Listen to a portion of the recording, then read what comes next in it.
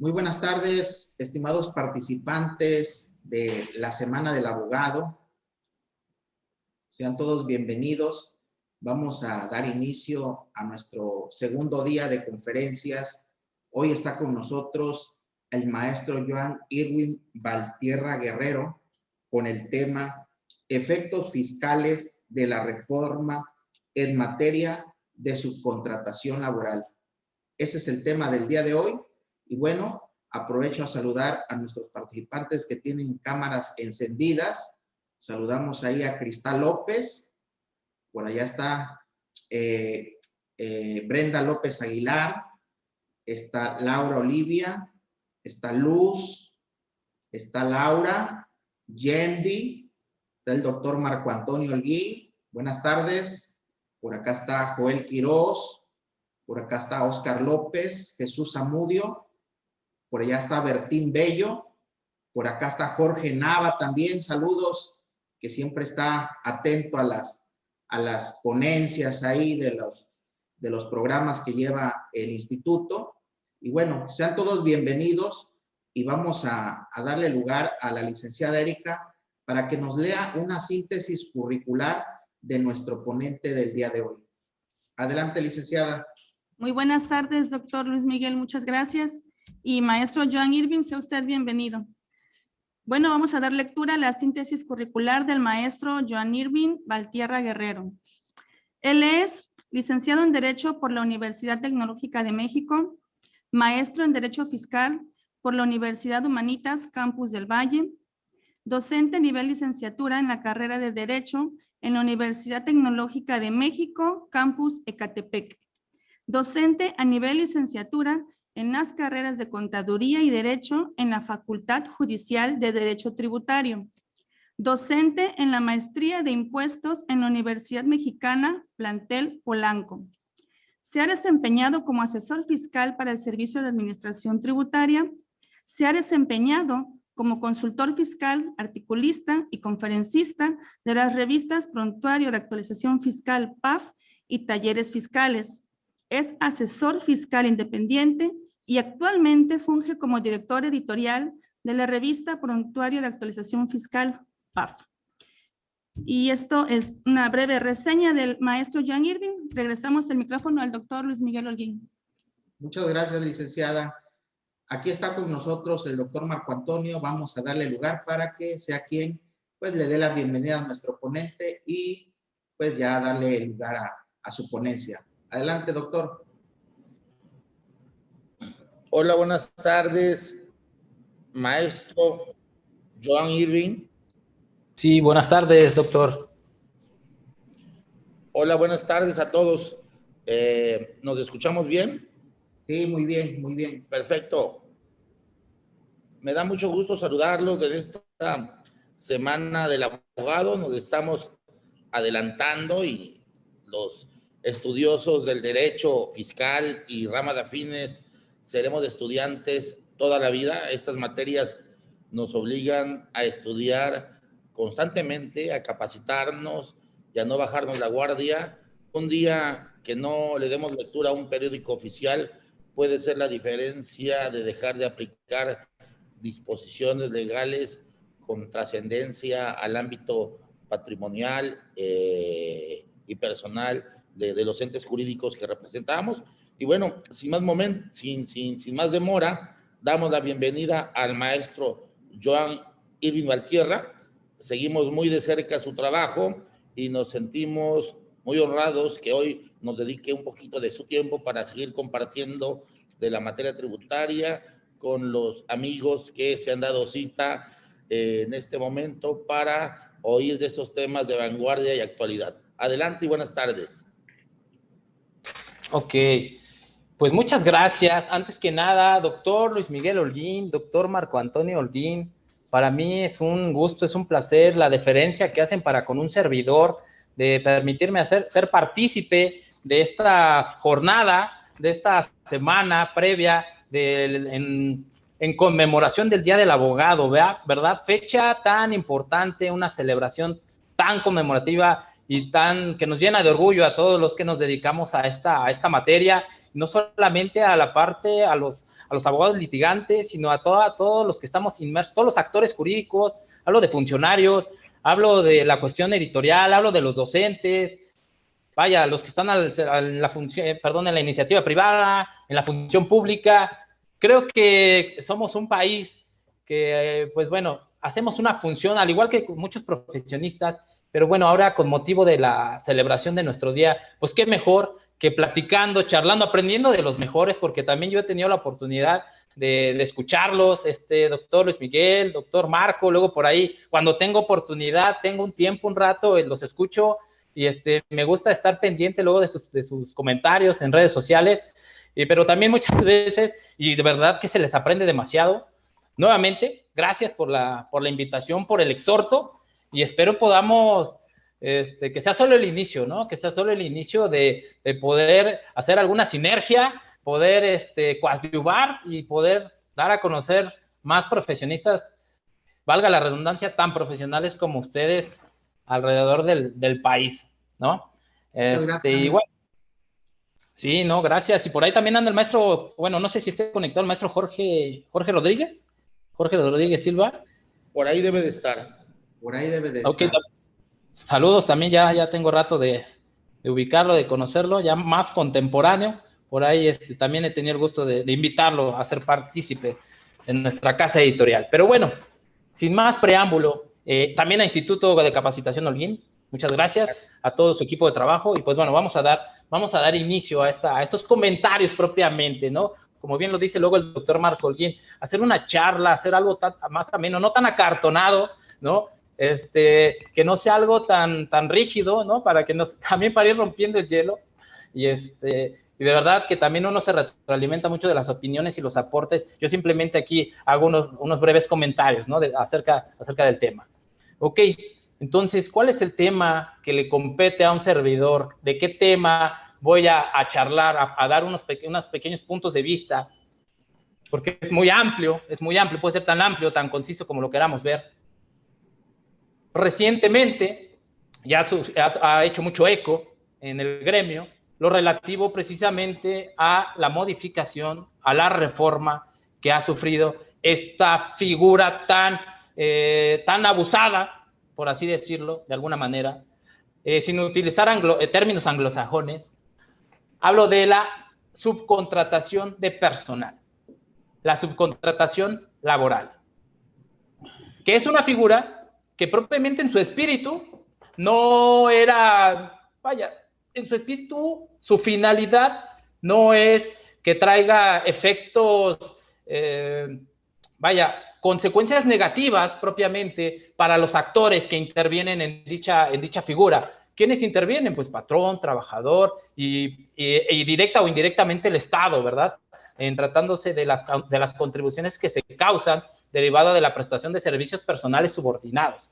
Entonces, estos actores, si se implementó, si se reguló, si se legisló y se normó la figura de la subcontratación de personal, era precisamente para evitar una mala praxis o el abuso del derecho o evitar esquemas no tipificados que tampoco no estaban prohibidos, pero que pudieran causar un perjuicio o un agravio tanto a los subordinados o incluso al propio Estado. Entonces se regula la materia de la subcontratación de personal, ¿no? Y resulta que derivado de esta reglamentación, de esta regulación, pues no trae consigo los resultados, se estaba desviando de su objetivo principal, de permitirle a un tercero proveer personal a otro que requiriera hacer uso del mismo.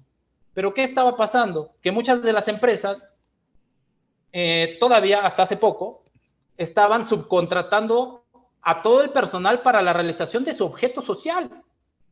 Es decir, no estaban subcontratando personal para la realización de actividades no propias de su objeto social, sino actividades diversas, y además permitir que se restringiera o que se limitaran los derechos de los trabajadores, los derechos los derechos que tienen propiamente como subordinados. Eso como preámbulo meramente a efecto de ver en qué consiste o cuáles son los orígenes y qué fue lo que dio pie o lo que dio pauta a que se reformara, a que se modificara ahora la reforma en materia laboral para la figura de la subcontratación. Porque vi o leí muchos encabezados en su momento que señalaban de manera expresa, se prohíbe la subcontratación, se prohíbe el outsourcing, ¿no? El término anglosajón conocido. Prohibido el outsourcing. ¿No? Pero bueno, propiamente, así de manera expresa, aunque el artículo 12 de la ley laboral regula que está prohibido la subcontratación de personal y así lo señala de manera expresa, esa es la premisa, está la excepción a la regla general, ¿no? Está la excepción, o están ahora las nuevas reglas del juego. ¿Cuáles son esas nuevas reglas del juego? ¿Qué es lo que quiere el Estado? Permitir, sí, claro, permitir que exista la subcontratación de personal en casos específicos, en tratándose de servicios u obras de carácter especializado. ¿Pero cuáles son esas? ¿Cuáles son los servicios o las obras especializadas? Porque en las disposiciones generales, digo, adelantándome un poquito más, me dices mucho y no me dices nada. No, o sea, no hay como tal todavía una certeza.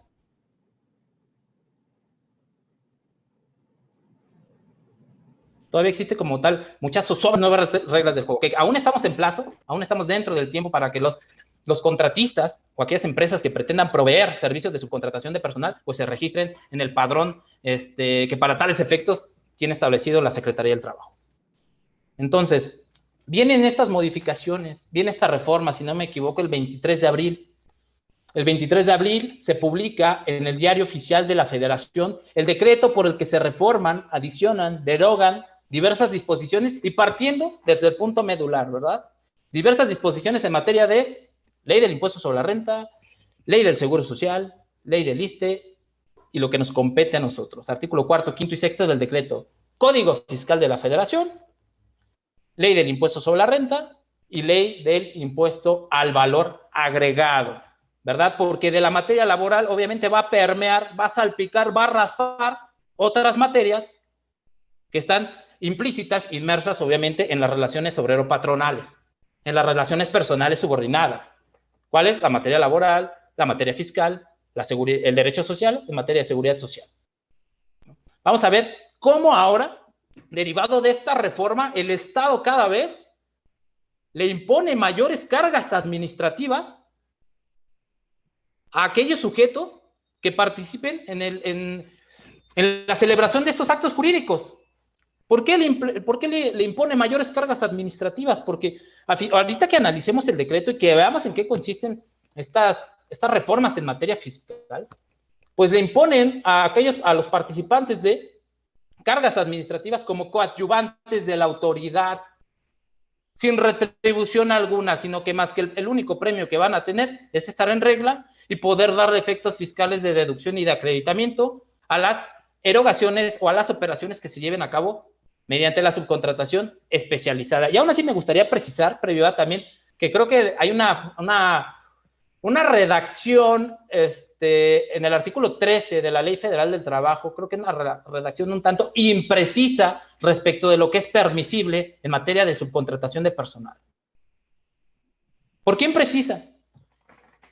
¿Por qué imprecisa? Y antes de continuar con la parte fiscal, porque el artículo 12 de la Ley Laboral señala, y no lo tengo así, de bote pronto recuerdo y se me viene a la mente que señala que está prohibida la subcontratación de personal, ¿verdad? Entendiéndose por esta, cuando se ponga a disposición personal de una persona en favor de otra. Eso es lo que está de manera expresa, disposición de personal. Pero el artículo 13 de la Ley Federal del Trabajo señala que se va a permitir la subcontratación, pero no dice de poner a disposición, subcontratar o poner a disposición personal, sino dice que se va a permitir la subcontratación de servicios especializados. De servicios, no te habla de poner a disposición personal. Y por ahí se creó mucha confusión. Se creó mucha confusión en razón de, por poner un ejemplo, dice, oye, lo que está permitido es la subcontratación de servicios. Pues es que nosotros no podemos pensar o entender o interpretar qué quiso decir el legislador. Más bien es lo que dice la norma, es lo que dice el artículo 13 de la Ley Federal del Trabajo. Se va a permitir subcontratar servicios especializados. Entonces surge la duda y por eso incluso de ahí el apartado de preguntas frecuentes o de dudas frecuentes en el REPSE, que es el registro para los proveedores de estos servicios especializados, ponen un ejemplo, un caso hipotético, y lo voy a manejar de manera análoga, porque no recuerdo exactamente a ciencia cierta cuál era el ejemplo, pero suponiendo que yo tengo una escuela, tengo salones, tengo aulas, y obviamente yo no me dedico a la parte de yo me dedico a prestar servicios educativos, pero si requiero construir otro salón, otros 2 salones, necesariamente voy a tener que contratar servicios de construcción, servicios de obra de construcción. Entonces aquí venía la duda, esos servicios que me provean, que llegue, no sé, la empresa de construcción y que me vaya a construir los salones, ¿esos servicios deberán inscribirse al registro de proveedores de servicios especializados de la Secretaría de Trabajo? Porque el artículo 13 dice subcontratar servicios. Yo no me dedico, yo escuela, me dedico a impartir servicios educativos, no a construir salones. Ahí, por eso lo comento, porque realmente creo que aquí una falta de técnica legislativa, no técnica legislativa, sino en cuanto a la redacción del precepto legal, puede llegar a surgir algunas dudas respecto de la aplicación de esto. Incluso el mismo contratante va a decir, oye, no, si tú no tienes el registro de la Secretaría del Trabajo, no te va a contratar constructora. Oye, pero no te estoy poniendo a disposición personal. Yo llego y construyo el salón. Yo no te estoy poniendo a disposición tuya al personal. Están bajo mi tutela, ¿verdad? Entonces, ahí existe esa confusión. Digo, nada más a propósito de lo que señala la Ley Federal del Trabajo.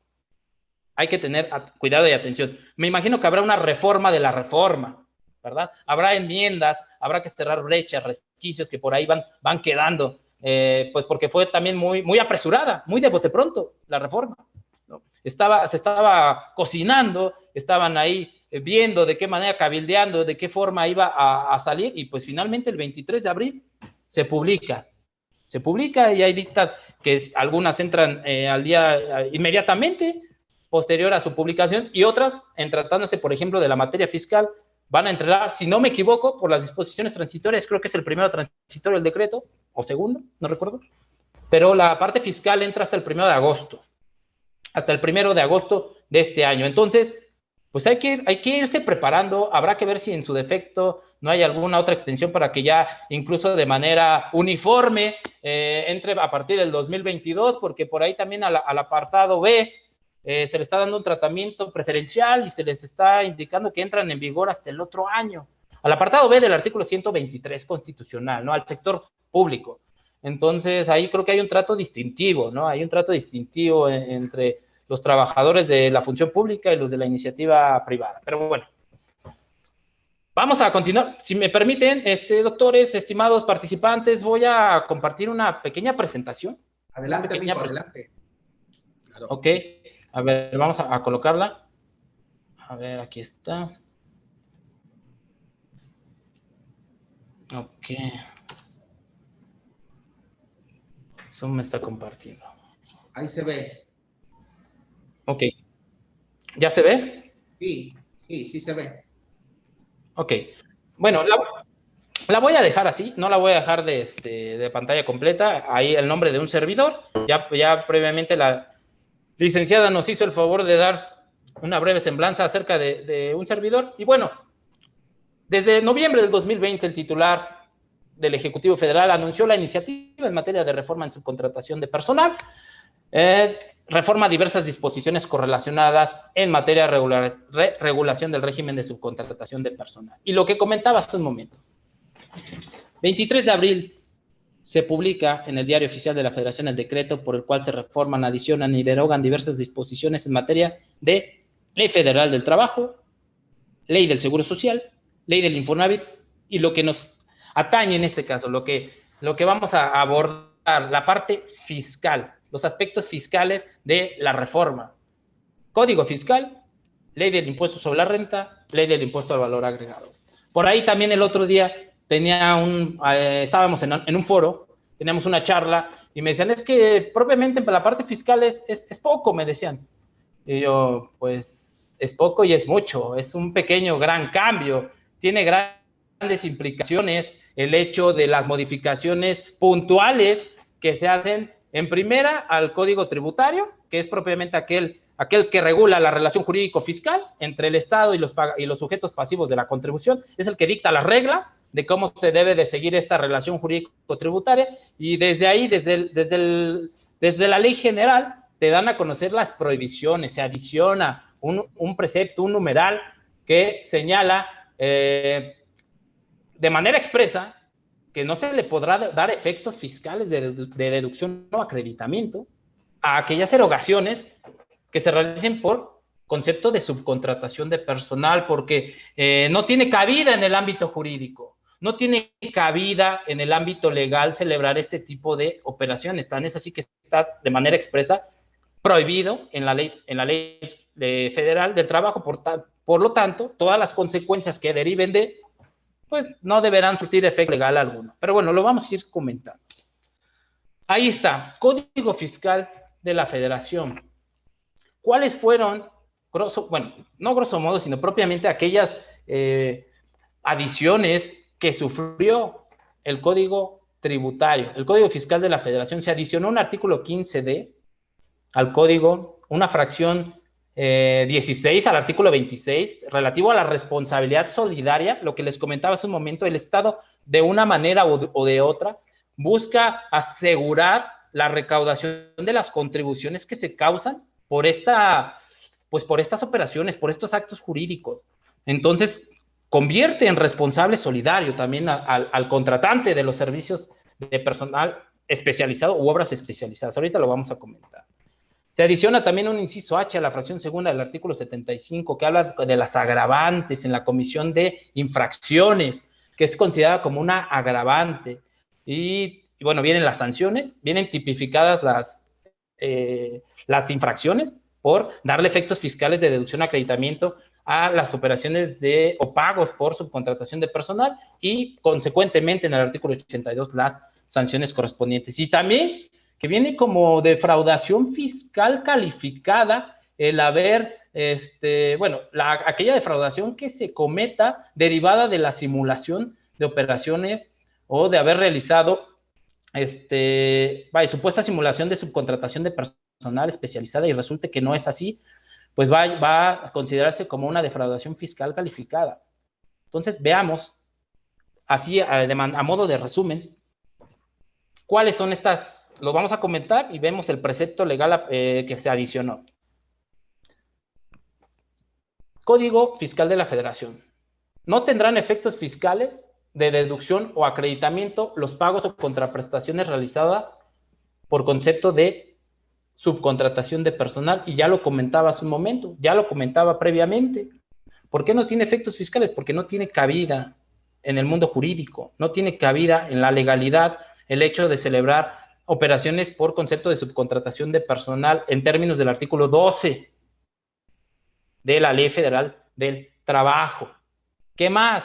Habrá responsabilidad solidaria por las contribuciones que se causen los trabajadores del contratista. Es decir, aquí es un coobligado, ya no propiamente solo el contratista, que es el proveedor de los servicios de subcontratación de personal, que es quien tiene a su cargo a los trabajadores y que es quien tiene que retener y enterar las contribuciones, no será el único obligado en materia del entero de esas contribuciones, sino también el contratante, el beneficiario de los servicios especializados u obras especializadas, en caso de que el contratista no entere, no abone las contribuciones que se causaron o que en su momento se supone que retuvo, pues bueno, ya de manera, en un segundo plano, la autoridad podrá también acudir a requerir al responsable solidario el pago de esas contribuciones. Será un agravante, lo que comentaba en la comisión de una infracción, el hecho de realizar la deducción o el acreditamiento de los pagos o contraprestaciones realizadas por concepto de subcontratación de personal, en contravención a lo dispuesto en la ley del impuesto sobre la renta. ¿Por qué señala que en contravención a lo dispuesto en la ley del ISR? Porque ahorita veremos cuáles son las reglas, cuáles son los requisitos o la carga administrativa que tienen que cumplir, que tienen que acreditar tanto contratista como contratante, entiendas el primero por aquel que provee los servicios y el segundo por el beneficiario de dichos servicios, que tienen que recabar cierta documentación que incluso me causa una cierta zozobra, una cierta incertidumbre. Vaya, el hecho de que se condicione una deducción o un acreditamiento de un gasto, de un gasto, porque propiamente viene siendo un gasto, al cumplimiento de una obligación de un tercero. Se está supeditando, se está condicionando el derecho a la deducción. Ahorita lo vamos a ver, lo vamos a analizar más a detalle. Yo aquí lo voy comentando a modo de preámbulo. Se está condicionando el derecho de la deducción o acreditamiento a que un tercero cumpla con obligaciones de fondo, bueno, más que de fondo, del entero, y de pago de aportaciones en materia de seguridad social, en materia de vivienda. O sea, están tratando de amarrarlo, están tratando de amarrar la parte fiscal, la parte laboral y la parte de la seguridad social. ¿Ok? No me veo ahí, ¿verdad? No me veo ahí en el... No, amigo, Es lo que les decía. quizás a la hora que compartiste, como que se apagó tu cámara, pero nada más con que la enciendas ya te vemos, porque el material, ahí está, perfecto. Ya Sí. te vemos. Entonces yo me imagino que se apaga. Exacto, como que cuando compartes, como que se apaga la cámara en automático, pero ya te vemos y estamos viendo el material.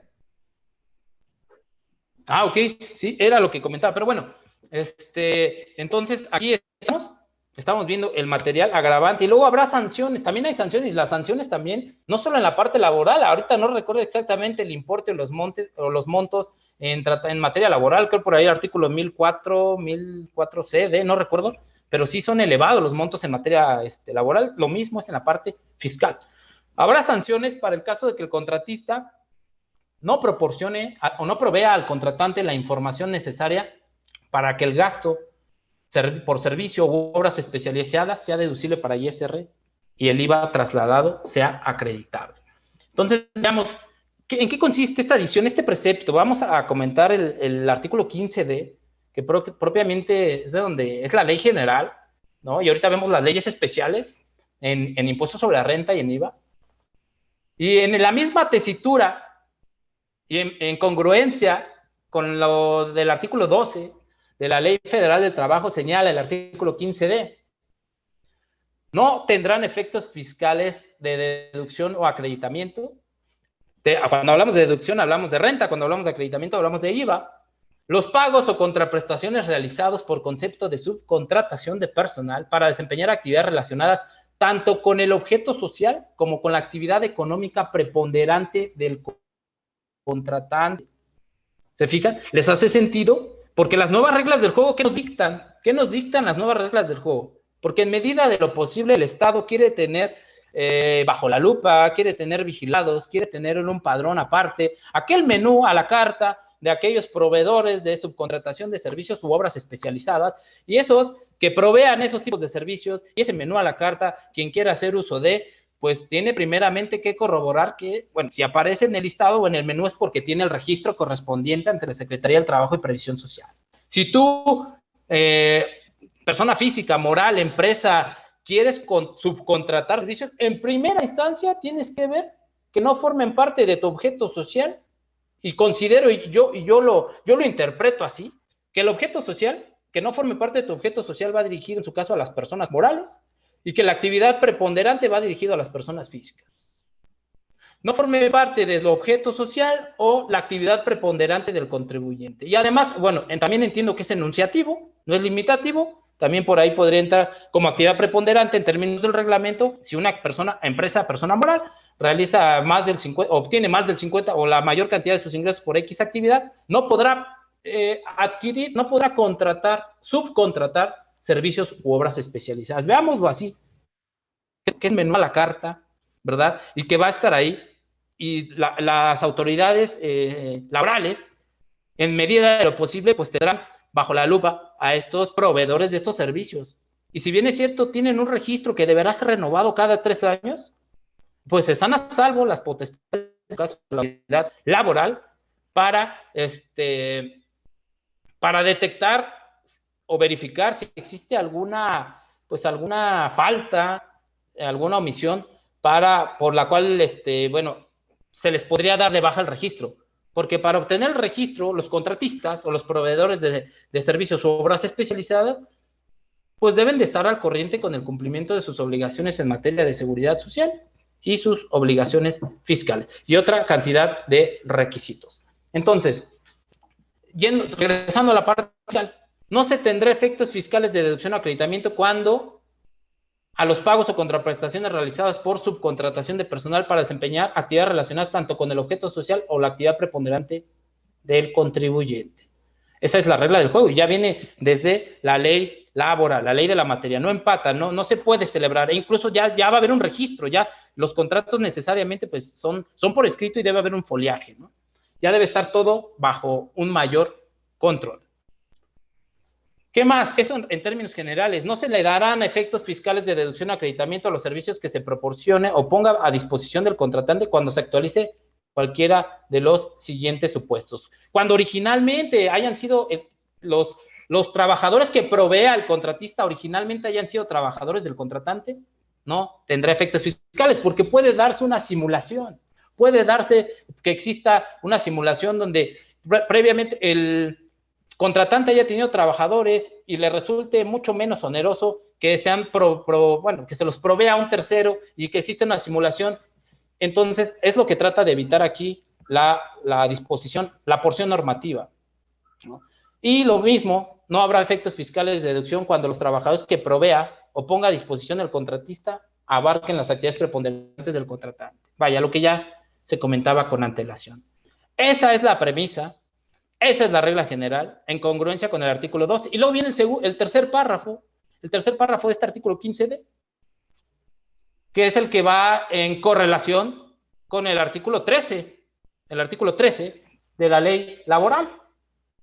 Y es donde ya nos da la autorización, ya nos es permitido, o donde sí se le dará efectos fiscales de deducción o acreditamiento, aquellos pagos que se realicen por subcontratación de servicios especializados o ejecución de obras especializadas, atendiendo a las nuevas reglas del juego. Atendiendo a las nuevas reglas de juego en materia laboral.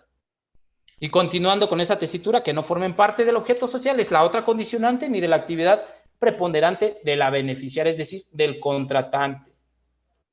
Por ahí escuchaba, no, pues creo otra empresa, le pongo un objeto social mucho menos amplio, porque bueno, está la práctica, como así, he escuchado muchos comentarios, muchas especulaciones respecto de la aplicación de cómo voy a hacer esto, y que no, pues ahora entonces voy a crear otra empresa con un objeto social, y luego ya subcontrato todo lo demás. Yo creo, derivado incluso propiamente del abuso del derecho, del abuso de esta figura, es que se norma y se reglamenta y se restringe, ¿no? Porque hay un abuso del derecho, porque como lo comenté al inicio, la iniciativa, el espíritu de la figura de la subcontratación no era malo, era simplemente que existiera un mecanismo a través del cual se pudiera, hacerse de, no sin que fueran directamente tus subordinados, pero a lo mejor tú requieres el servicio de limpieza, o tú requieres el servicio de seguridad, que son servicios muy comunes, que se van a seguir pudiendo proveer bajo el sistema de subcontratación. Pero no si tú tienes una fábrica de muebles, de escritorios, quieras subcontratar a todos tus obreros y deslindarte completamente de la responsabilidad, vulnerar sus derechos laborales y no erosionar, sino perjudicar al fisco federal en las contribuciones que se causen. Y no nada más eso, no nada más la vulneración a los derechos del trabajador. Aquí principalmente el Estado también está viendo sus intereses económicos. Porque independientemente de que estén registrados con un salario mínimo o una mala praxis, muchas veces ni siquiera se enteran las contribuciones. Eso es parte de la exposición de motivos que en su momento dio a conocer el Ejecutivo. Que muchas veces ni siquiera se enteran las contribuciones que supuestamente se retienen por concepto de servicios del ISR que se retiene a los trabajadores. El IVA, la porción normativa de la fracción cuarta del 1A, creo que nunca funcionó, creo que nunca nos quedó claro a quién sí le aplicaba y a quién no le aplicaba, ¿no? La verdad, o sea, la exposición de motivos, la iniciativa era dirigida a la subcontratación de personal, y cuando sale la fracción cuarta, dicen mucho y dicen nada. Dicen que a todos y no nos dicen específicamente aquí. Ahorita lo analizamos, porque esa fracción se fue o se va a ir, va a quedar derogada a partir del 1 de agosto. Entonces, bueno, vamos a continuar. Entonces, sí se va a permitir o sí se le va a poder dar efectos fiscales de deducción o acreditamiento a los pagos o contraprestaciones por servicios especializados y ejecución de obras especializadas. 1, que no formen parte de la actividad económica y preponderante de la beneficiaria. 2, y siempre que el contratista cuente con el registro a que se refiere el artículo 15, lo que comentábamos, el registro en el padrón que deba conocer la Secretaría del Trabajo y Previsión Social de los proveedores de servicios u obras especializadas. Y se cumplan con los demás requisitos establecidos en las leyes especiales, los requisitos en materia de IVA y renta. Lo que les comentaba al inicio de la charla, al inicio de la sesión, se implementa una carga administrativa adicional a los operadores jurídicos que intervengan en este tipo de operaciones para coadyuvar con el fin, con el objeto de la autoridad fiscal del Estado en su calidad de ente soberano, que te dice, oye, ¿sabes qué? ¿Tú te quieres deducir este gasto? Pues sí, claro, me lo quiero deducir porque es indispensable para mi actividad. Ok, sí te lo vas a poder deducir siempre y cuando me cumplas con lo siguiente. Entiendo y sabemos que existen requisitos de las deducciones, pero creo que en este caso, a mí y vuelvo al punto que me causa una cierta incertidumbre, una cierta zozobra de cómo, no conocía hasta el momento, e incluso si ustedes me pueden iluminar, que una deducción, un acreditamiento, dependiera del cumplimiento de una obligación de un tercero y no de mí. Ahorita lo comento, ahorita ven a qué es a lo que me refiero, y seguramente ya lo analizaron en su momento, y por ahí si alguien me puede dar luz o darme algún comentario posteriormente, lo agradeceré mucho. Ok, entonces ahí está, el 15D, la responsabilidad. Ahora vamos a la responsabilidad solidaria, muy brevemente, se adiciona a la fracción 16, ¿también son considerados responsables solidarios? Las personas físicas y morales que reciban servicios o contraten obras a que se refiere el artículo 15D de este código. Es decir, las que están prohibidas por las contribuciones que se hubieran causado a cargo de los trabajadores con los que se presta el servicio. Retomando este punto.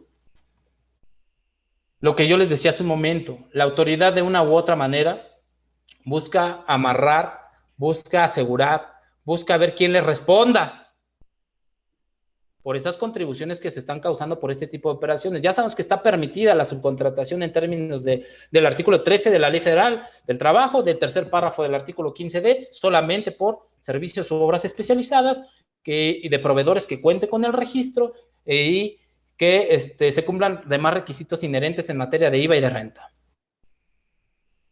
Pero aún así, si se cumplen con los requisitos formales, pero no se cumplen con los requisitos sustantivos, por así llamarlo, de la retención y el entero del impuesto, pues el contratante será responsable solidario de esas contribuciones que dejó de enterar el contratista o el proveedor de los servicios de obras especializadas de los supuestos impuestos que le retuvo a los trabajadores que tenía o que tiene a su cargo. Ahí está la porción normativa en el artículo 26, que es el que reglamenta la responsabilidad solidaria, que nos regula este supuesto de responsabilidad solidaria, la fracción 16. ¿Ok? Ok, las agravantes en la comisión de infracciones es realizar la deducción o acreditamiento en contravención a los señalados en el artículo 28, fracción 33 de la Ley de Renta o cuarto o tercer párrafo de la Ley del IVA. Ahorita vamos a ver qué dicen esos preceptos, pero propiamente el artículo 28 de la Ley de Renta señala las partidas no deducibles. Y dentro de las partidas no deducibles, fíjense, ya vamos en la fracción 33, yo me acuerdo todavía de la fracción 30, de los ingresos estos para los trabajadores, ¿no? El factor punto 47.53. Ya vamos en la 33 y seguimos incorporando, se siguen adicionando fracciones de partidas no deducibles. Vaya, la realidad económica es otra, ¿verdad? La realidad, el marco normativo tiene que ser flexible, se tiene que adecuar a la realidad económica que se vive en el país. Y por eso, el artículo 28, en la fracción 33 de la Ley de Renta, señala dentro de las partidas no deducibles que no serán deducibles los gastos por concepto de subcontratación de personal. Del artículo 12, no los permite. Está la prohibida y la permitida. La prohibida es la subcontratación de personal, así de manera lisa y llana, y en términos generales, y la permitida es la especializada, ¿no? La subcontratación prohibida y la subcontratación permitida. Entonces, si tú deduces o acreditas fiscalmente una subcontratación prohibida, pues estarías incurriendo en un agravante en cuanto a la comisión de una infracción. O bien, igual los mismos efectos en materia de valor agregado, que no se te permitiría que te hayas acreditado el IVA. Las infracciones, igual se adiciona una infracción en el artículo 81 que señala que cuando el contratista, se tipifica esta infracción del artículo 81, la cual prevé que cuando el contratista, es decir, el proveedor de los servicios u obras especiales, no cumpla con la obligación de entregar al contratante la información y documentación a que se refieren los artículos. Fíjense, esto es de suma importancia. Y ahorita vamos a ver por qué. Porque aquí viene el requisito de deducción y acreditamiento que se tiene que cumplir, que se tiene que acreditar. Y si el contratista no cumple, se le va a sancionar. Ok, eso lo entiendo. Lo va a sancionar el fisco, lo va a multar. Pero mientras tanto, el contratante no va a poder deducir, no va a poder acreditar ese IVA, siendo que sí erogó y siendo que sí pagó el impuesto al valor que se le trasladó, el impuesto al valor agregado que se le trasladó.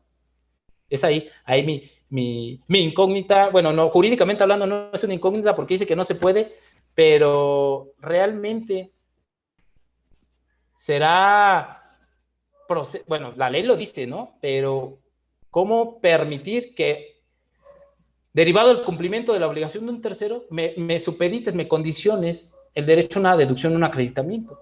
Además, ya soy responsable, solidario. Bueno, entonces, para que vaya haciendo sentido, ¿no? Entonces, es una infracción cuando el contratista no le proporcione al contratante la información y documentación a que se refieren los artículos 27, fracción quinta, tercer párrafo, ahorita lo vamos a ver, de la ley de renta, y quinta fracción segunda, segundo párrafo de la ley del IVA, que habla el 27 y el quinto respectivamente. 27, requisitos de las deducciones en materia de renta. 5, requisitos del acreditamiento en materia de valor agregado.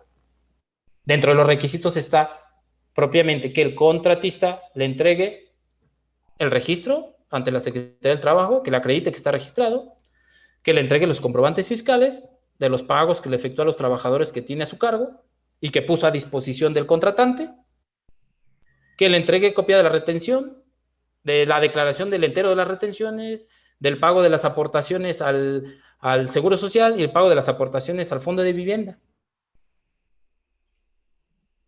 Y si no cumple con ello el contratista, será sancionado, será multado y también dejará de tener efectos fiscales de deducción y de acreditamiento de esas erogaciones para el contratante. Además de que el contratante será responsable solidario. O sea, es una bola de nieve que puede llegar a generarse derivado del incumplimiento de estos requisitos. Entonces, vamos a ver. Y luego ahí están las multas, las sanciones, y dice que va a quien cometa la infracción prevista en la que acabamos de comentar, el artículo 81, se le impondrá sanción de 150 a 300,000 pesos por la establecida en la fracción, ¿qué es? 45. No, 45, ¿sí? Por cada obligación de entregar información, por cada una de no haber entregado. A lo mejor tú puedes proveer, no lo sé, a varios contratantes este tipo de servicios, y si tú estás incumpliendo e incurriendo en estas faltas, pues te harás acreedor a todas estas sanciones. ¿Ok? Entonces, veamos rápidamente para que no nos coma el tiempo. Ahí está en términos generales lo del Código Fiscal, también por ahí lo del artículo 108, perdón, que es considerado como defraudación fiscal calificada, aquellos contribuyentes que simulen operaciones para obtener, porque a final de cuentas la defraudación es eso, obtener un beneficio indebido en perjuicio del fisco federal. Y si se está simulando que se están llevando dentro del marco legal las operaciones en materia de subcontratación de personal para poderle dar efectos fiscales de deducción o de acreditamiento, y que esa fue tu única finalidad, pues en primera instancia es lo que señala el 108. Habrá que ver en su momento cómo es que se lleva a cabo la aplicación y los criterios que deriven de la aplicación del mismo, o si por ahí hay alguna otra modificación o adecuación al tipo. No lo sé. Vamos a ver cómo evoluciona. Eso en cuanto al artículo cuarto del decreto en materia de subcontratación de personal. Ahora, habrá que ver el artículo quinto, como les comentaba hace un momento, artículo cuarto y quinto. ¿Sí se sigue viendo, estimados doctores? ¿Se sigue viendo la presentación? Sí, sí se ve. Ah, ok. Ok, gracias. Y yo también, ¿verdad? Sí, también. Ok, gracias. Ley del impuesto sobre la renta. Me dice, es que es una reforma chiquita. Ok, es una pequeña, gran reforma, es una pequeña, gran modificación en razón de los cambios que está habiendo en materia de subcontratación. Se adiciona un tercer párrafo a la fracción quinta del artículo 127, perdón, artículo 27, y la fracción 33 del artículo 28 de la ley del impuesto sobre la renta para quedar como sigue. Digo, aquí estas viñetas que se muestran a continuación, es vaya, es un extracto muy genérico respecto a estas implicaciones, en donde señalo que la deducción de los pagos derivados de la prestación de servicios especializados o la ejecución de obras estará condicionada a que el contratante obtenga del contratista copia de, esto es lo que señala, a modo de resumen, esto es lo que señala el tercer párrafo de la fracción quinta del artículo 27. Requisitos de las deducciones. Adicionalmente, porque dice que deben estar efectivamente pagadas, ser estrictamente indispensable, contar con el comprobante fiscal, es lo que señala el 27. Y adicionalmente a ello, en tratándose de las erogaciones por concepto de servicio de subcontratación de obras, servicios u obras especializadas, se deberá obtener copia de parte del contratista, copia de la autorización vigente emitida por la Secretaría del Trabajo y Previsión Social en términos del artículo 15 de la Ley Federal del Trabajo. Es decir, que esté en el registro de la Secretaría del Trabajo para que sea considerado como un contratista que puede proveer estos tipos de servicios. Número uno, ya obtuvo el registro. Ok, hasta ahí no le veo mayor problema. En la parte de obtener el registro, es una cuestión meramente de forma. Luego, obtener los comprobantes fiscales por concepto de pago de salarios de los trabajadores que les haya proporcionado el servicio ejecutado la obra. Hasta ahí tampoco le veo mayor problema. No le veo mayor problema. Bueno, obtengo la autorización, los comprobantes fiscales, y luego viene posteriormente la declaración del entero de las retenciones de impuestos efectuados a dichos trabajadores. Es decir, debe cerciorarse, debe asegurarse el contratante para poderle darle efectos fiscales de deducción a esa erogación, debe asegurarse propiamente con base en lo que está aquí señalando, de que el contratista sí está cumpliendo con su obligación de enterar efectivamente las contribuciones por concepto de impuestos sobre la renta que le retuvo a los trabajadores que tiene a su cargo. Porque ahí en la fracción quinta, en el tercer párrafo, señala de manera expresa que debes de obtener la declaración. Pero dice la declaración, si no mal recuerdo, ahorita vemos el precepto. Bueno, la declaración igual ahí, no sé, puedes de cualquier obtener la declaración. No creo que no menciona lo de pago. Ahorita lo veo. Pero bueno, ya de ahí estamos en el entendido. Lo que comentaba, se está volviendo cajero propiamente de la autoridad, hablando en el caso de las retenciones, y ahora también se está volviendo los contribuyentes coadyuvantes de la autoridad sin retribución alguna. Y le dices, ok, ¿te quieres deducir ese gasto? Pues obtén el registro, obtén los comprobantes, asegúrate la declaración del entero de las retenciones, y también aquí sí dice el pago, fíjense, eso sí dice el pago, ahorita vemos la porción normativa. El pago de las cuotas obrero-patronales al IMSS, así como el pago de las aportaciones al Infonavit. Eso debe de obtener el contratante del contratista, el beneficiario del proveedor de los servicios de subcontratación de personal u obras especializadas, para poder darle efectos fiscales de deducibilidad a esa erogación. Y aquí lo señala y lo puse en negritas. Ahí está el tercer párrafo del artículo 27. Deberá verificar que se efectúe lo del registro, recibo de pago de la declaración de entero de las retenciones de impuestos efectuadas a dichos trabajadores. Ahí está, ¿sí? El recibo de pago expedido por la institución por la declaración de entero de las retenciones, el pago de las cuotas obrero-patronales, así como el pago de las aportaciones al Infonavit. El contratista estará obligado a entregar al contratante los comprobantes y la información. Y ya vimos que si no la entrega, será acreedor una multa que va de 150 a 300 mil pesos por cada obligación no entregada. Ok, eso entiendo que van a sancionar y el contratista tiene esa obligación. Pero yo, como contratante, yo sí pagué efectivamente la erogación, hice la transferencia, tengo mi comprobante fiscal, pagué el impuesto al valor agregado que me trasladaron por la prestación de esos servicios, de subcontratación de personal especializado u obras especializadas. Porque finalmente, si no pasa así, si me votan, me descartan esas deducciones, estaría modificando mi utilidad fiscal. Te estaría modificando mi base, no mi base, sino el impuesto al valor agregado que tengo que enterar al fisco, o incluso se estaría modificando un saldo a cargo, un saldo a favor por concepto de impuesto al valor agregado. Se estaría traduciendo en una utilidad fiscal ficta, que no es real, por una cuestión en la cual el contratista no cumplió o no enteró los pagos, no los hizo. Eso es lo que a mí me causa, pues bueno, me causa cierta confusión, cierta incertidumbre, cierta zozobra. ¿Qué es lo que va a ocurrir? ¿Qué es lo que va a pasar? ¿No? Entonces, ok, está como este tema, no sé si recientemente escucharon que el fisco estaba negando solicitudes de devoluciones a los contribuyentes, a los trabajadores, que les estaba negando solicitudes de devoluciones porque argumentándoles que su patrón no había hecho el entero de las retenciones correspondientes.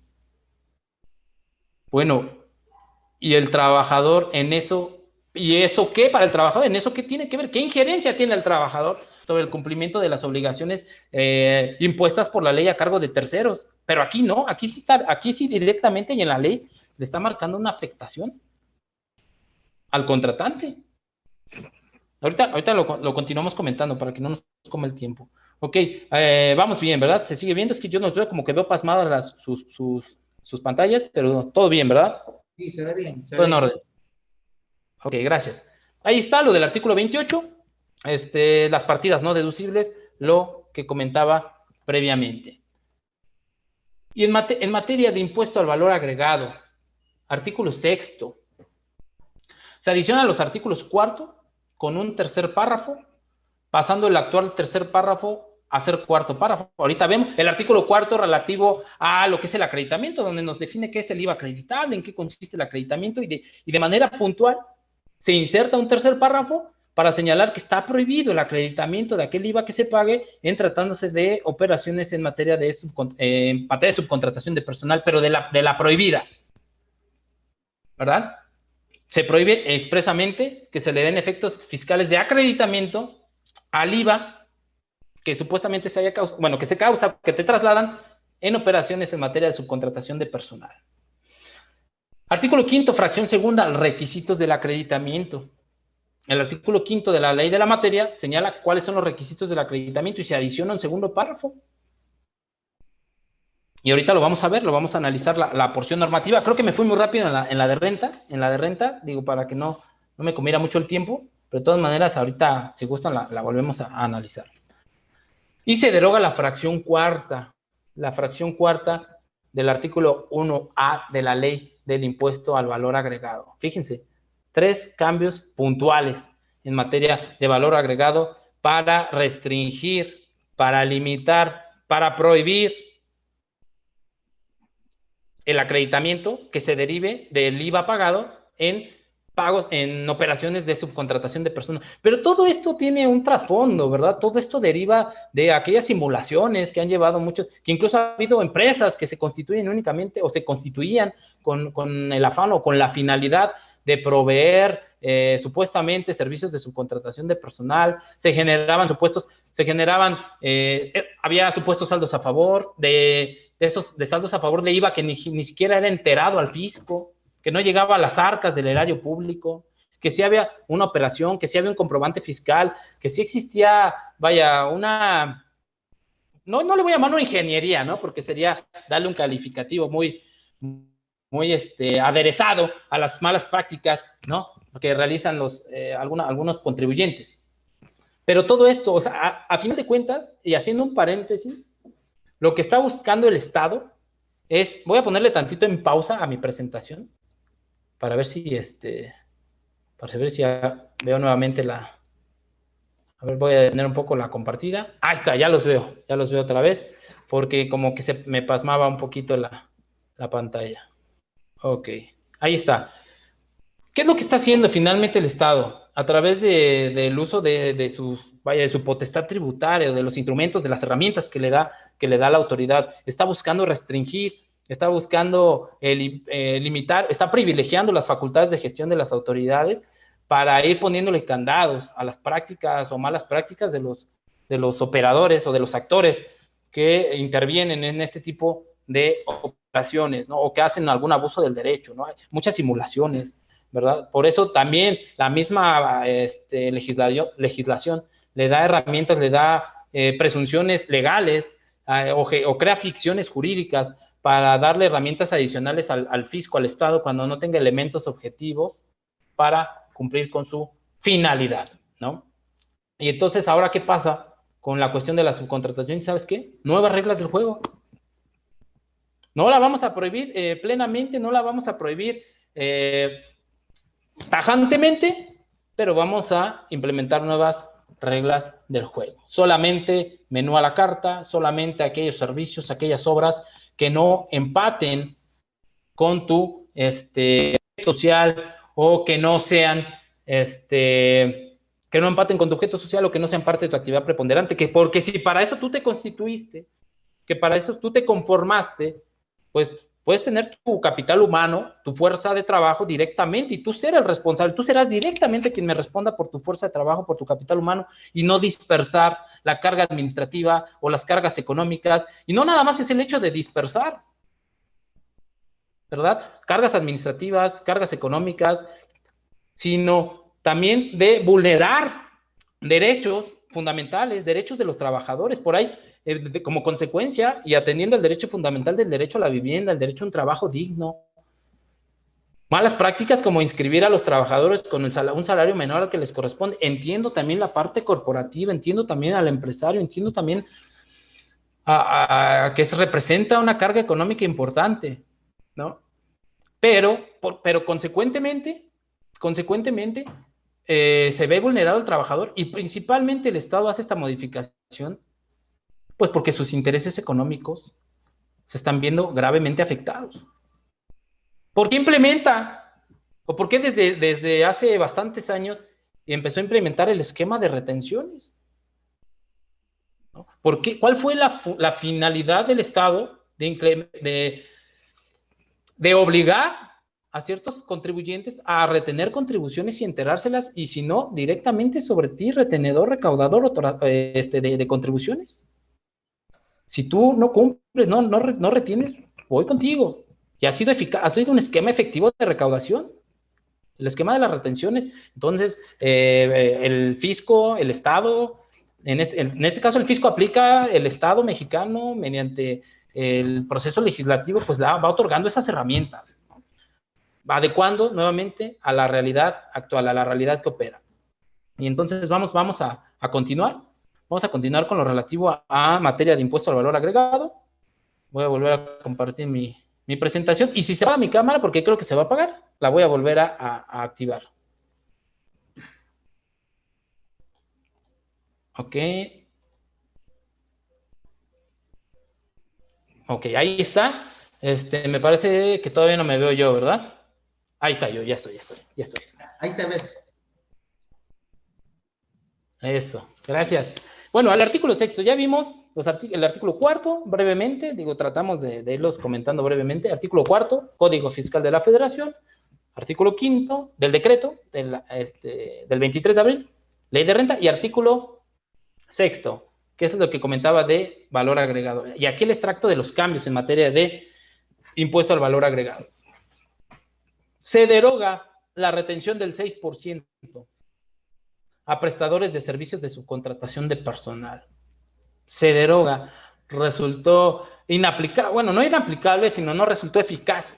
A final de cuentas había mucha incertidumbre, no había una certeza respecto de efectivamente en qué supuestos sí aplicaba y en qué supuestos no. Cuando en un inicio lo que yo les comentaba, la exposición de motivos de esta fracción cuarta, que si no mal recuerdo se adicionó en 2020, era la exposición de motivos, era la subcontratación de personal. Y la exposición de motivos señala que los proveedores de servicios de subcontratación de personal no estaban enterando el IVA que le estaban cobrando a los contratantes. Y el Estado dice, bueno, entonces al menos que el contratante retenga una parte, ¿no? Que retenga un 6% del precio, sobre el precio de la contraprestación, que se venía traduciendo prácticamente casi en un poquito más de una tercera parte del impuesto trasladado.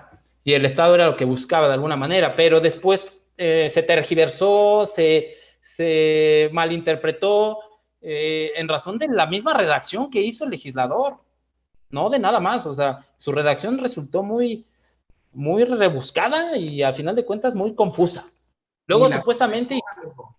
Ni la Prodecon, ni el SAT. Lo que hicieron nada más es complicar la interpretación.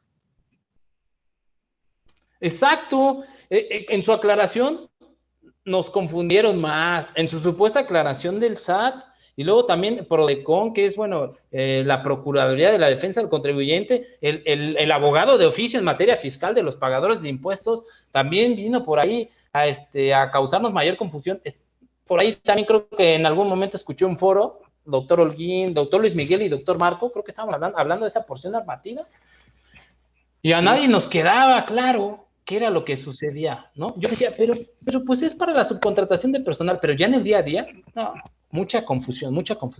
Lo que hicieron ni nadie, pero ya. De servicios, lo quisieron extender a toda la prestación de servicios, amigo. Algo que era ilógico. Exactamente, lo que hicieron. Algo que era ilógico, algo que incluso ya estaba previsto en otra fracción, tratándose de ciertos casos específicos, ¿no? Cuando una moral recibe servicios de físicas.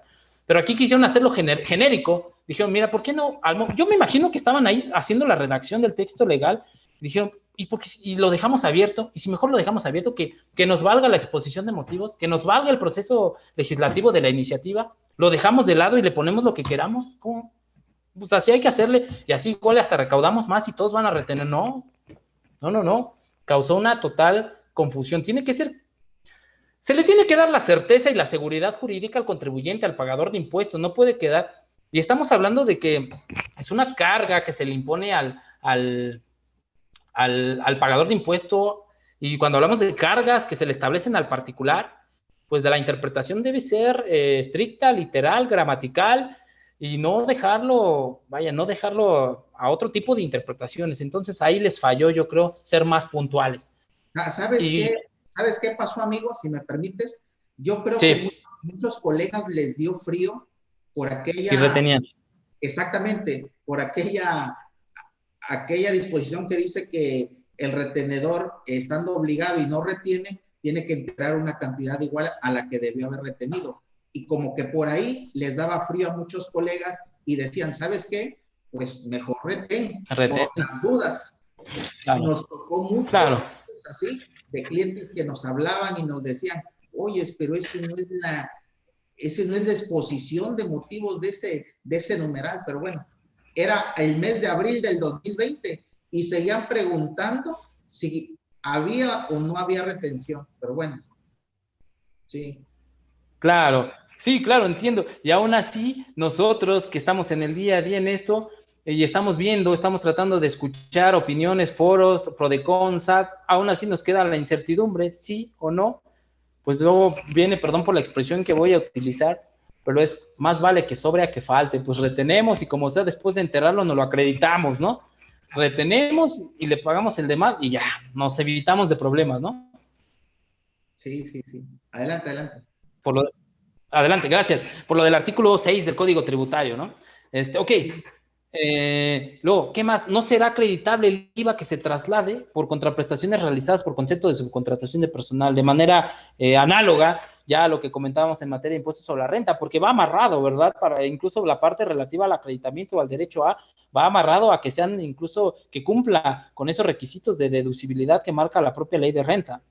El acreditamiento estará condicionado, y lo mismo, a estos requisitos de fondo y de forma, fíjense, estará condicionado a que el contratante obtenga del contratista copia simple de la autorización vigente del padrón de la Secretaría de su registro en el padrón de proveedores de servicios u obras especializadas. Copia de la declaración del IVA y del acuse de recibo del pago correspondiente al periodo en el que el contratante efectuó el pago de la contraprestación y del IVA que le fue trasladado. Es decir, el IVA funciona con base en flujo efectivo. El día de hoy llevamos la operación, yo te pago los servicios de subcontratación, hoy 6 de julio, y pues propiamente tú lo tienes, yo hago mi declaración en el mes subsecuente, y en ese mes que tú haces, en el mes de agosto, tú haces la declaración, el pago de tu IVA, pues me tienes que dar copia del pago de tu impuesto al valor agregado de ese mes de julio que presentaste en agosto. Y si no, ¿qué crees? Tú, contribuyente que te acreditaste ese IVA, le tendrás que dar revés. Si tú no captaste, si no obtuviste de parte del contratista esa copia del pago de su IVA del mes de julio, en el mes subsecuente, que es en el de agosto que presentas en septiembre, le tendrás que dar revés, tendrás que disminuirte ese IVA que te habías acreditado en el mes previo. Eso es lo que señala la disposición, ¿verdad? Porque el IVA es mensual, el IVA es definitivo. No es un pago que se hagan pagos provisionales a cuenta de un impuesto anual. Ok, el contratista está obligado a proporcionar al contratante copia de la documentación mencionada, la cual deberá entregarse durante el mes siguiente a aquel en que el contratista haya efectuado el pago de la contraprestación. Vaya, claro, si le están exigiendo al contratante que para que pueda proceder con el acreditamiento obtenga esta documentación del contratista, pues de manera consecuente, pues tienen que obligar al contratista a que proporcione esa información y documentación. Ahí está la derogación, empezando por el 1A, la fracción cuarta del 1A, donde señala que sujetos están obligados a retener el impuesto al valor agregado. La fracción cuarta, que era aquella rebuscada, que ya no la cité ahorita, ya está derogada, bueno, va a estar derogada, entra en vigor esta reforma a partir del 1 de agosto. Luego lo del artículo 4 relativo al acreditamiento. El impuesto, lo que comentábamos, el impuesto que se traslade por los servicios a que se refiere el 15D, primer párrafo, no será acreditable en los términos de la presente ley. Nos habla qué es el acreditamiento, qué se considera IVA acreditable, y se adiciona este tercer párrafo para decirnos que ese IVA trasladado en servicios de subcontratación no será acreditable. Y volviendo al tema que me brinca, que me causa esa incertidumbre, para que sea acreditable el IVA, el artículo 5, este precepto, este numeral, señala los requisitos que se deben de cumplir, y se adiciona este segundo párrafo a la fracción segunda, que cuando se trate de estos servicios de ejecución de obra especializada, en primera, para poder proceder con el acreditamiento del impuesto del IVA pagado, el contratante debe de obtener del contratista copia del registro ante la Secretaría del Trabajo y Previsión Social.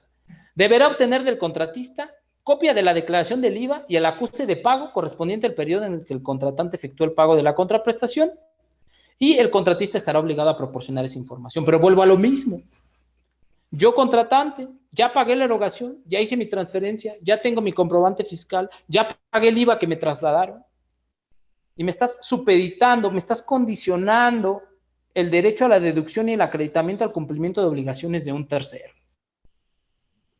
Habrá que ver en su momento, cuando entre en vigor la norma, ¿verdad? ¿Qué es lo que pasa dentro de los 30 días siguientes? ¿O qué es lo que pasa cuando se aplique por primera vez esta disposición? ¿No? Entonces, digo, ya para concluir y dar carpetazo, no carpetazo, sino para concluir con los comentarios de un servidor y poder cumplir con los tiempos que me señala amablemente el doctor Luis Miguel, pues les agradezco el favor de su atención, les agradezco que hayan estado el día de hoy escuchando aquí esta jornada de muchos. A mí me honra, ¿verdad?, compartir créditos con muchos especialistas, grandes expositores en la materia impositiva, en la materia fiscal y en diversas materias en la parte legal, fiscal, laboral y demás. Pues vaya, muchas gracias por su amable atención, y cualquier duda, más bien cualquier comentario, aporte, estamos aquí pendientes. Adelante, es cuanto. Muchas gracias, mi querido Joan Irwin Valtierra, por tu excelente ponencia. Y bueno, efectivamente esa reforma del 23 de abril de diversas disposiciones, pues realmente sí tiene efectos fiscales, ¿no?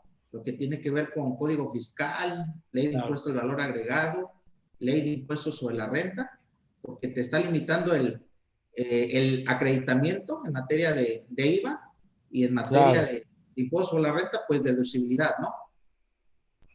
Y en materia de código fiscal, las respectivas multas y bueno, la adición de una fracción al 108, ¿no? Por utilizar estos esquemas simulados, ¿no? De prestación de servicios especializados. Pues bueno, realmente ahí está el tema que nos compartió amablemente. Como no veo que no, digo, no tengo preguntas, si alguno quisiera levantar la mano ahí donde está, hacer una pregunta, algún aporte, es bienvenido. Sé que por ahí está el doctor Marco Antonio. Vamos a abrirle ahí el micrófono, Chucho, para que pueda. Adelante, doctor. Hola, gracias. De nueva cuenta, buenas tardes. Qué habilidad del maestro Joan Irwin para, de manera rápida, ser muy puntual y muy objetivo para compartirnos, grosso modo, el impacto de estas reformas, las cuales son controversiales. De suyo, la materia tributaria es compleja, la interpretación y aplicación de la norma lo es en sí misma. Tan es así que la actividad jurisdiccional evoluciona y constantemente vemos las publicaciones mensuales del Tribunal Fiscal, por así llamarlo, del Poder Judicial, etcétera. Y bueno, vamos a tener mucho trabajo. Conviene tener presente lo siguiente. Desde mi perspectiva, como hombre de negocios, como contador público, como postulante en materia fiscal y penal fiscal, se está criminalizando la tributación. El bien jurídico tutelado para efectos fiscales es la recaudación en sí misma. Observo que estas reformas pretenden inhibir conductas referidas a esquemas simulados o a esquemas sin sustancia económica, refiriéndonos a estos temas de moda o vanguardistas.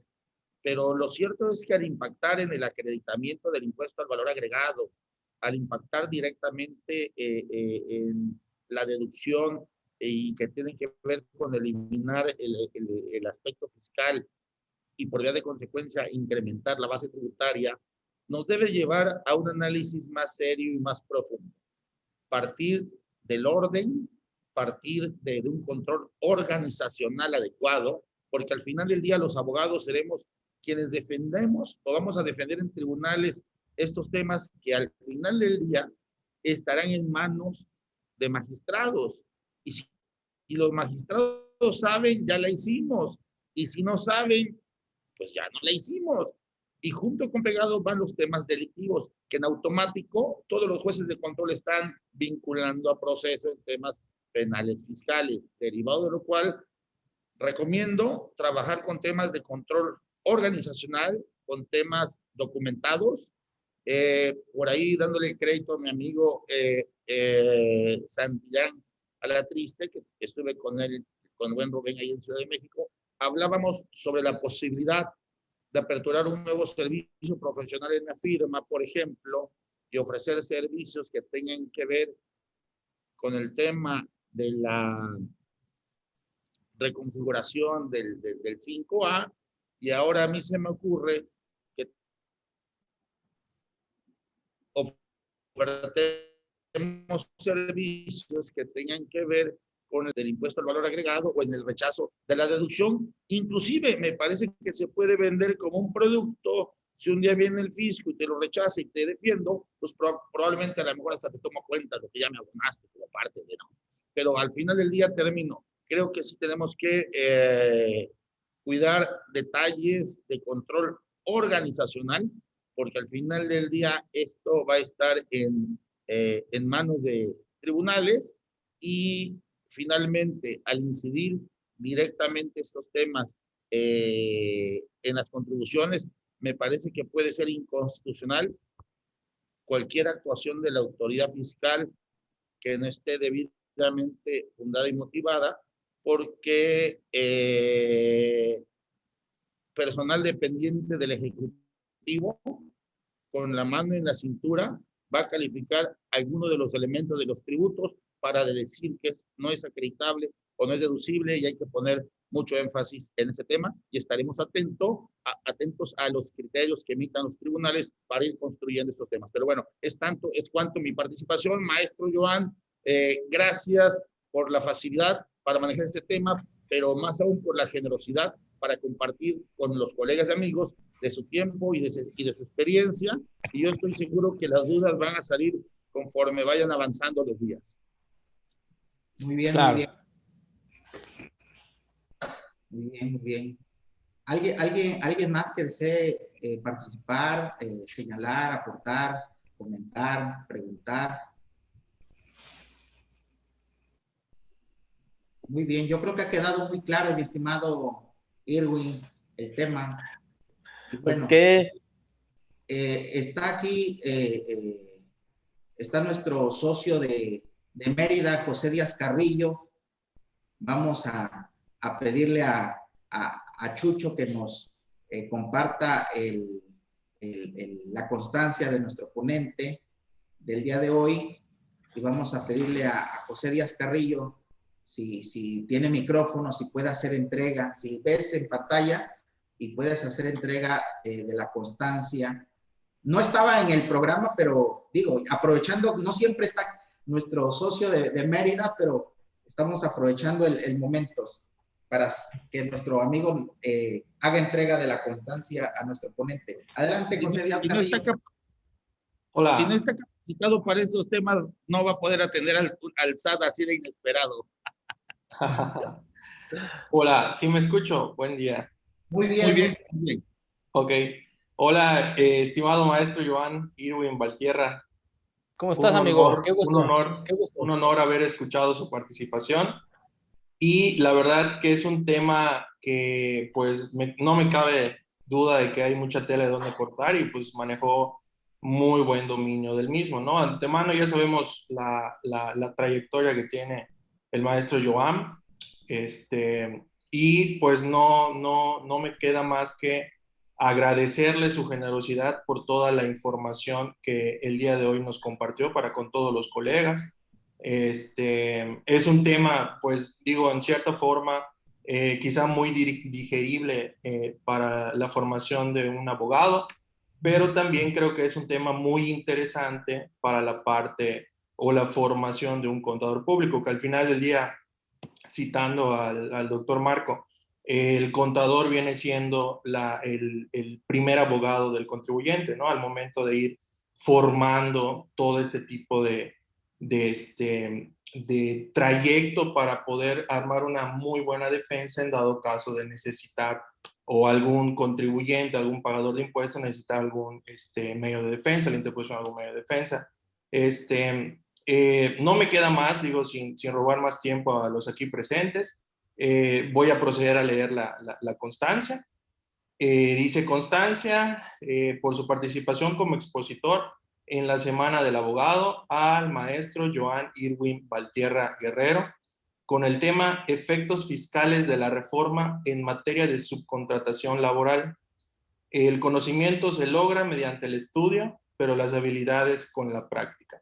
Firma el doctor Luis Miguel Holguín Martínez, director general del Grupo Holguín, Instituto de Capacitación. Pues muchísimas gracias, maestro, muchísimas gracias, doctor Luis Miguel Holguín, maestro Marco, maestro Joan Irwin Valtierra, muchísimas gracias. Esperamos que nos siga, pues ahora sí que compartiendo otros temas que sean de su expertise aquí en el foro, ¿no? Que es muy, muy, muy grato poder participar y escuchar, ¿no? Aprender de los versados en el tema. Maestro, pues vaya. Antes de despedirnos, por favor, vamos a prende Chucho, permíteles que prendan sus micrófonos para darle un aplauso. Vamos a aplaudirle al maestro como un gesto de generosidad por su tiempo y su espacio. Y no se olviden de seguirme mañana a las 5 de la tarde. Un servidor estará platicando de la visión que debe tener el contador público y el abogado fiscalista y el penalista de cacería de empresas factureras, una época donde se está persiguiendo al contribuyente que a juicio de la autoridad ha cometido delitos fiscales, y termino con una charla, serán dos, a la que he intitulado el abogado de éxito. Quiero compartirles un poco de mi experiencia. A veces es complicado saber mucho, no tener clientes, no saber por dónde reorientar el despacho, qué hacer para seguir creciendo.